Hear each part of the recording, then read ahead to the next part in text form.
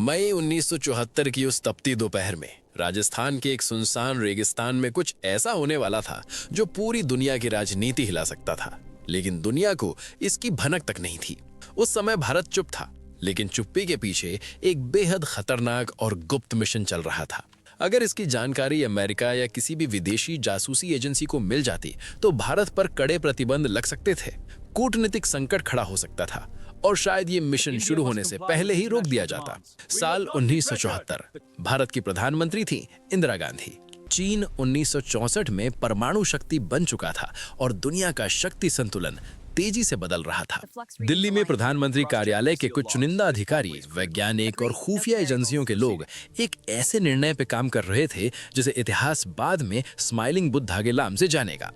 लेकिन उस समय ये नाम भी किसी को नहीं पता था। योजना इतनी गुप्त थी कि सरकार के अंदर भी बहुत कम लोगों को इसकी जानकारी थी। रॉ के अधिकारी और सुरक्षा एजेंसियां हर कदम पर नजर रख रही थीं, क्योंकि उन्हें पता था कि अमेरिकी सैटेलाइट भारत की गतिविधियों पर लगातार निगरानी रख रहे हैं। राजस्थान के पोखरण में सेना की एक छोटी टीम को अचानक कुछ अजीब आदेश मिलने लगे। रेगिस्तान में एक गहरा गड्ढा खोदा जा रहा था, लेकिन इसे साधारण इंजीनियरिंग काम की तरह दिखाया गया। पर असल में ये भारत के पहले परमाणु परीक्षण की तैयारी थी।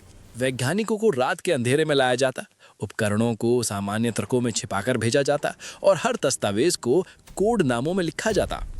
यहाँ तक कि कई वैज्ञानिकों के परिवारों को भी नहीं पता था कि वो किस काम पे लगे हैं।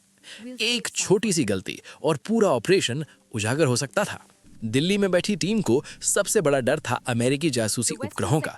उनकी निगाहों से बचने के लिए काम अक्सर रात में होता और दिन में सब कुछ सामान्य दिखाने की कोशिश की जाती। सेना के जवानों से भी पूरी सच्चाई नहीं बताई गई थी। उन्हें बस इतना कहा गया था कि ये एक विशेष परीक्षण है।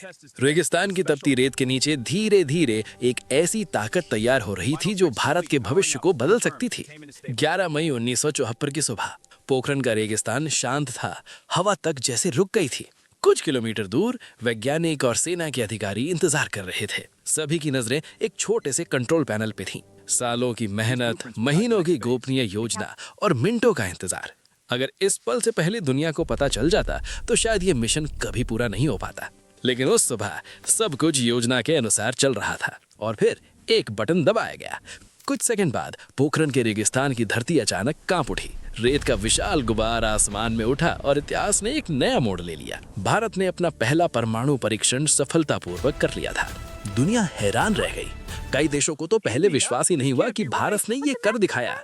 जल्द ही अंतर्राष्ट्रीय दबाव और प्रतिबंधों की बातें शुरू हो गई। लेकिन एक बात साफ थी, भारत अब परमाणु शक्ति बन चुका था और ये सब संभव हुआ उस मिशन की वजह से जो इतने गुप्त तरीके से चलाया गया कि दुनिया की सबसे ताकतवर जासूसी एजेंसियां भी उसे समय रहते पकड़ नहीं पाईं। राजस्थान के उस शांत रेगिस्तान में हुआ विस्फोट सिर्फ एक परीक्षण नहीं था, वो एक संदेश था कि कभी-कभी इतिहास सबसे जोरदार आवाज के साथ नहीं, बल्कि सबसे गहरी खामोशी में लिखा जाता है।